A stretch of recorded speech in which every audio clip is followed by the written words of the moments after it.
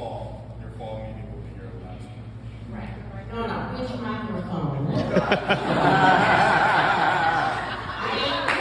That's how sad I am. You guys work it out. Can you hear me okay? Yeah. Can you hear me okay?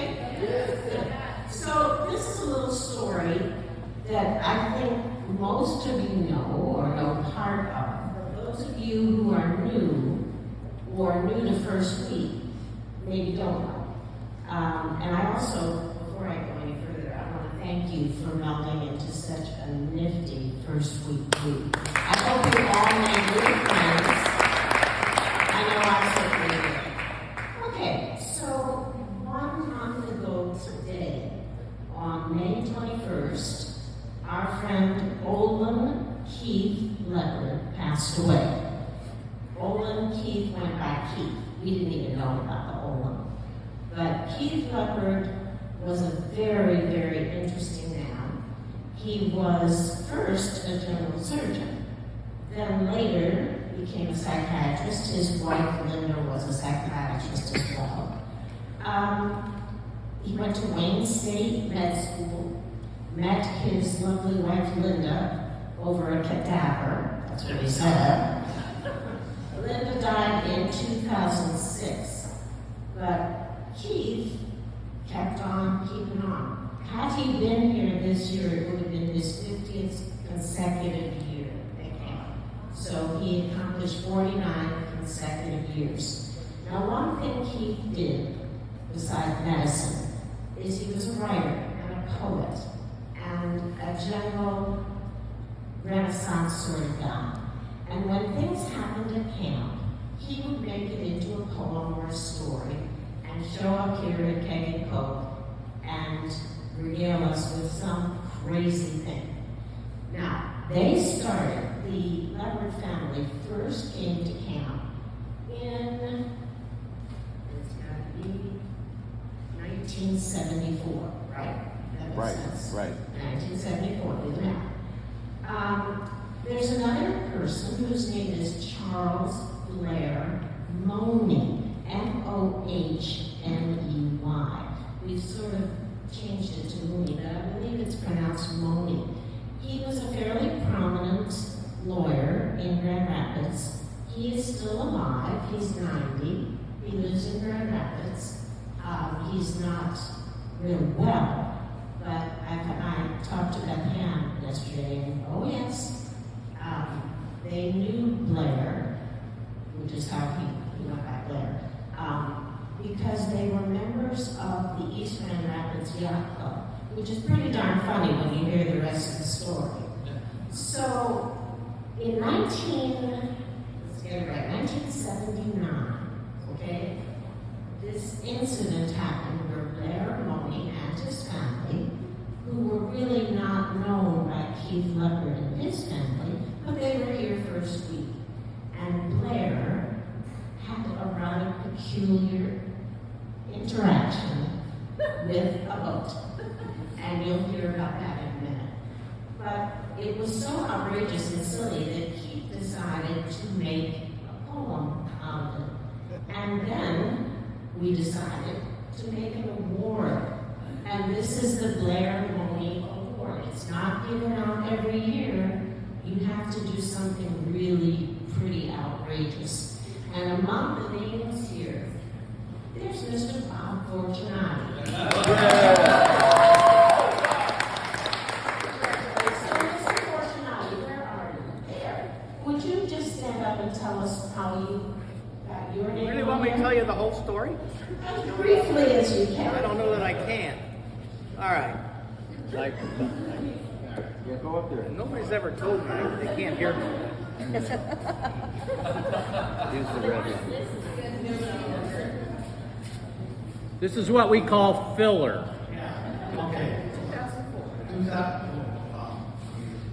Anyway, we had at the regatta, we had me, Wayne Stone, Will Rose, and I thought it was Matt Jay on there. Anyway, and Mr. Touchot is a very good sailor. But in any event, we were under God. It was very, very windy. Boats were tipping all over the place.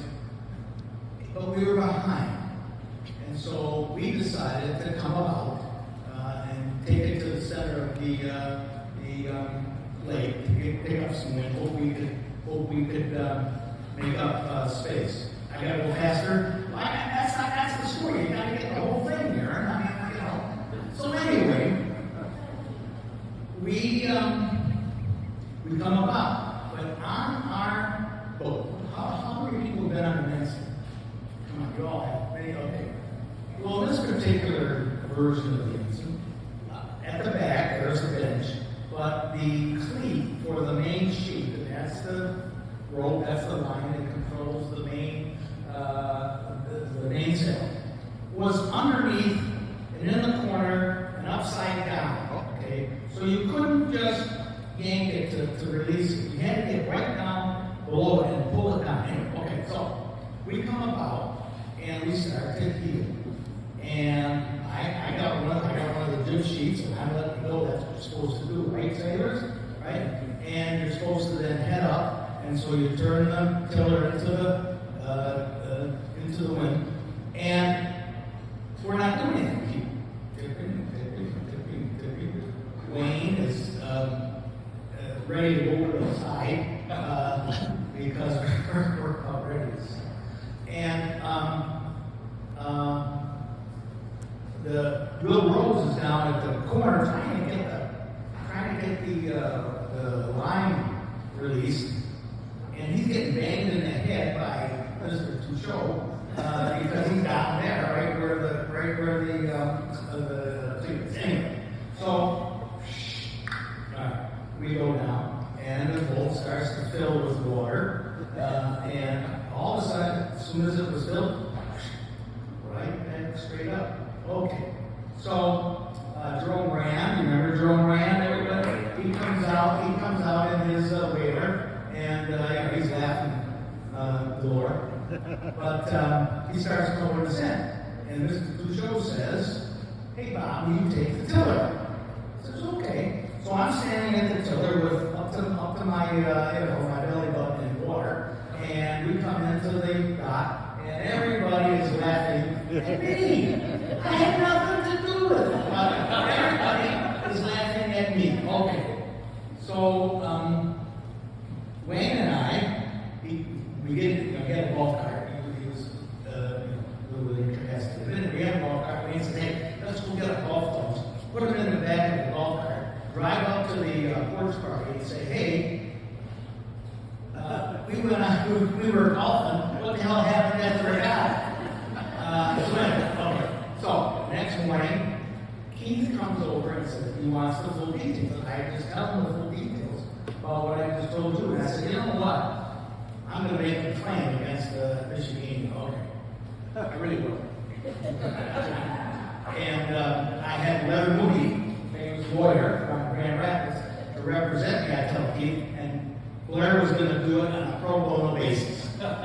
Very much, very, very sympathetic to me. So, Keith, of course, in that had to be Thursday, Friday, right? Because of the goddess of Thursday. So, in a moment's notice, he does a poem, okay, talking about, Fortunati and whatever's going to make a claim. But so that was the story, and that's how I got. And it's not just mine, it's all four of us. Wayne Stone, Bob Fortunati, Touchot, right? And then Will Rose. Okay, so that's the story. And I was innocent as a newborn babe. That's all I could tell you.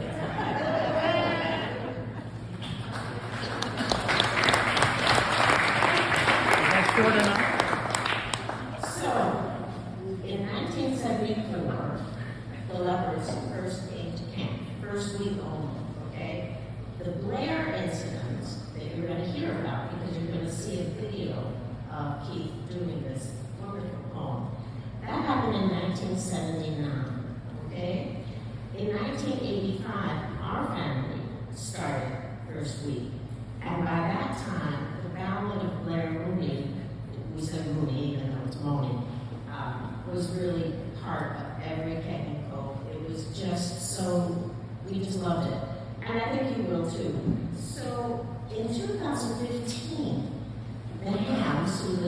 Grand Rapids, invited Blair Money, the real guy, to come to Keg and Coke, which he did. And are the pictures up there? Yeah. So through this door, here's Keith going crazy, doing whatever he does. And through this door comes a guy in yellow with like seaweed. You see all that? And of course, Keith just thought, it's a skit, right? We're just making up this stupid thing. And it took us a few minutes to convince Keith that no, this is really Blair Money, whom he really didn't know. And what we did when we convinced him, I think you'll see the hug up there, he was so delighted. And it became a photo op. I think you'll see Mr. Goodman up there, and my husband Tom's up there. It just was a wonderful, wonderful event. So, he didn't stay. Mr. Money seemed to be fairly shy. He had a home somewhere out here. He left. But what a neat thing that was for Keith and for all of us. So, I thank Janet Jensen for the pictures that you just saw. And now you're going to see the Ballad of Blair Money.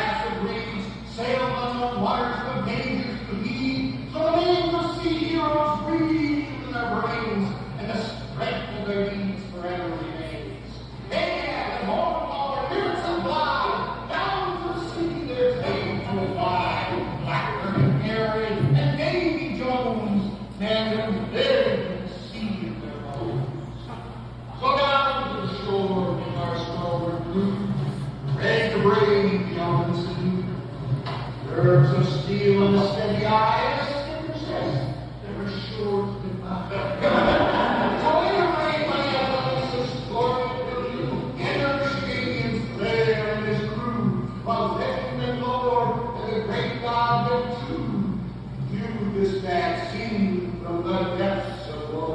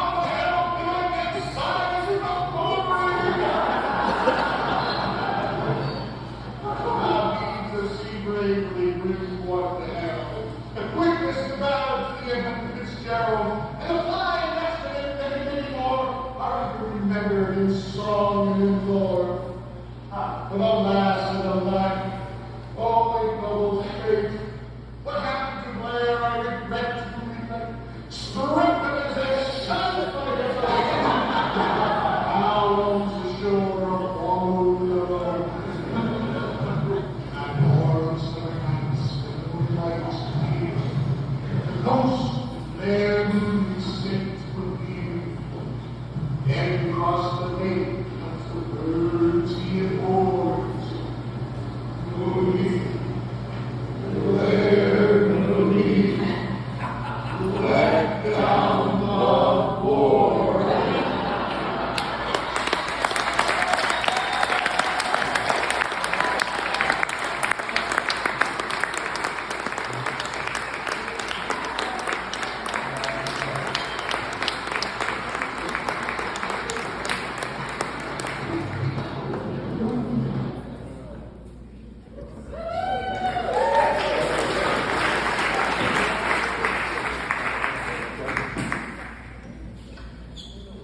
So on June 24, 2016, Keith Lepard became the first inductee of the Camp Michigania First Week Hall of Fame.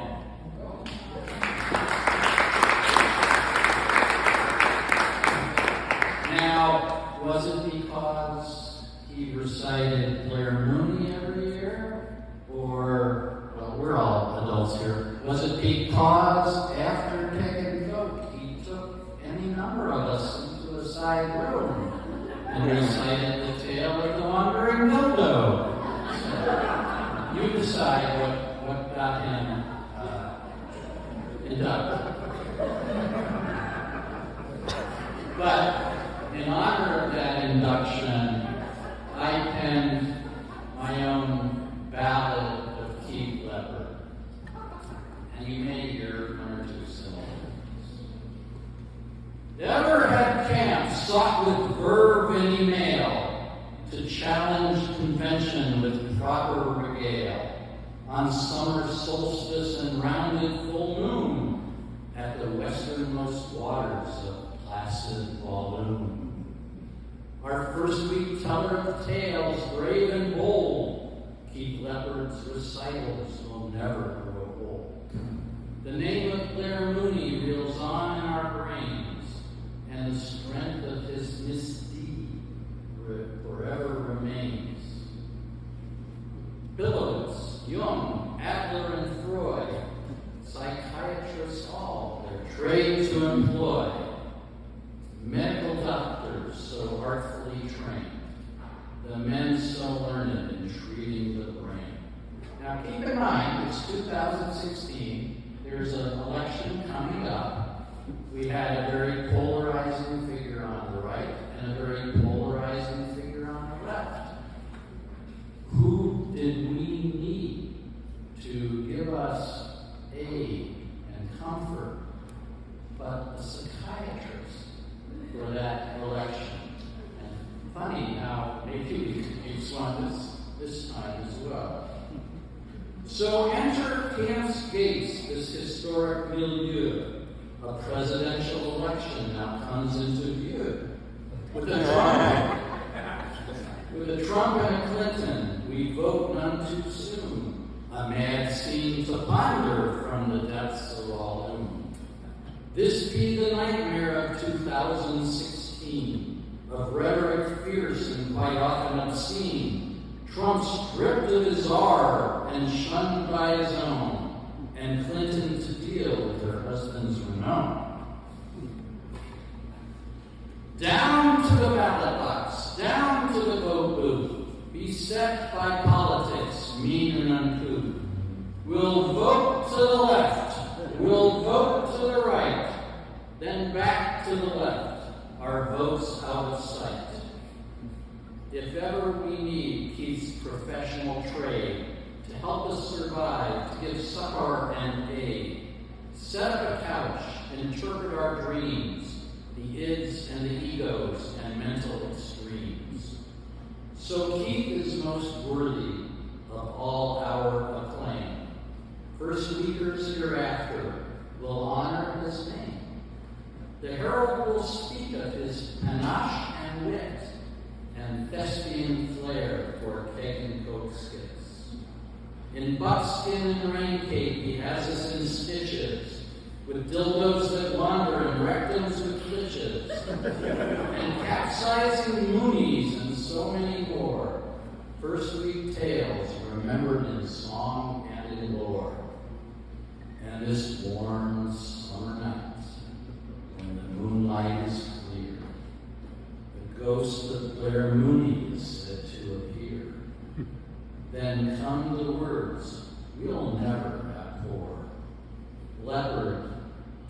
Lepard will never be bored.